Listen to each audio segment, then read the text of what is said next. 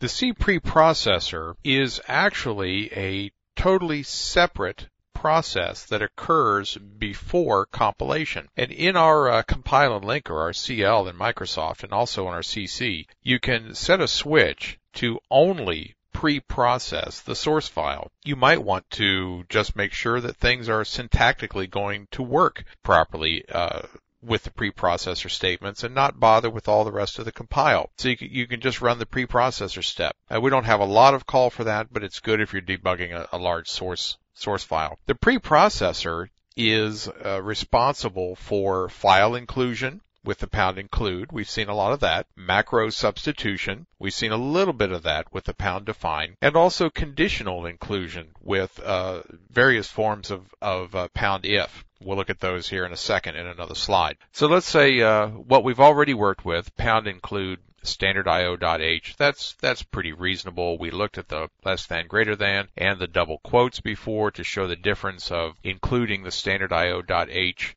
out of the typical installation dependent location where header files are stored, as opposed to using double quotes here, which starts in the directory containing the .c source file that we're inside of here, and then it will go on from there to implementation dependent paths that might be used to store C source.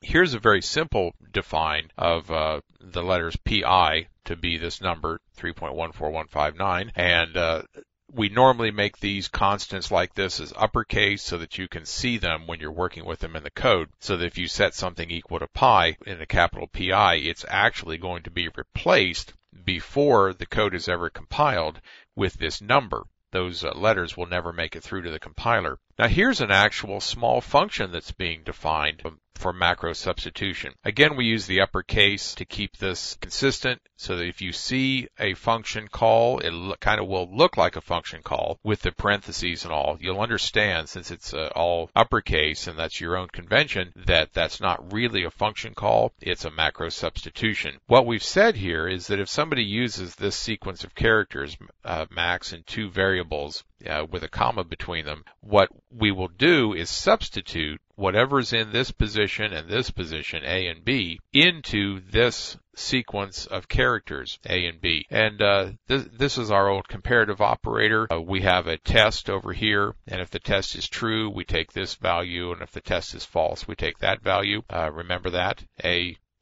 In this case, we're going to use is A greater than B. If it is, return A. If it is not, return B. And that's our max function. If we actually used max down inside our program someplace, it would look like this. Say max x plus y and f plus g, just for conversation's sake. What would be substituted is x plus y would be substituted where A was. So it comes in here, and f plus g gets substituted into this set of parens. So this arithmetic operation will be performed, and we'll do a comparison. See if it's true, x plus y will be returned as the max value, and if it's false, then we know this is the larger one, and f plus g will be returned. Now, you have to be careful about doing this, because wherever you use this thing in your code, this is what's going to come in to your source code before the compile happens. If you really use this a lot, you should make it a function and just call it as a function, because if you use it a lot and use this kind of macro substitution, you're going to wind up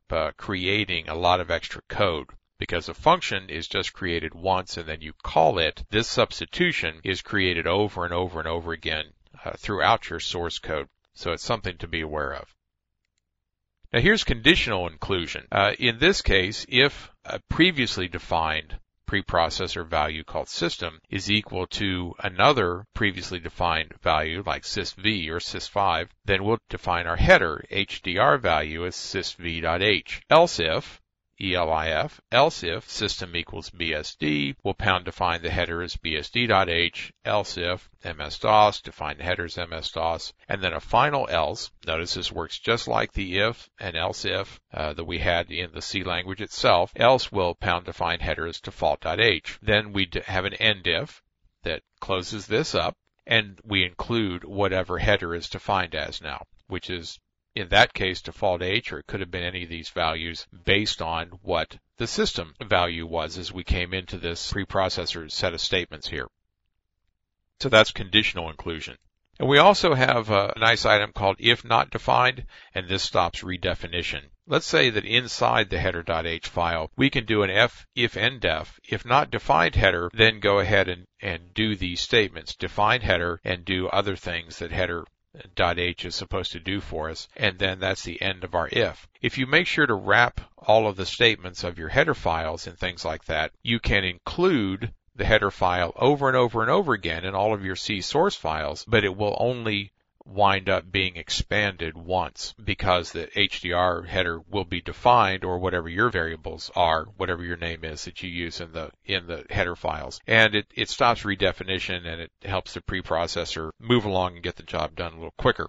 So that's some the basics of the preprocessor. Pretty simple yet very powerful. So moving right along.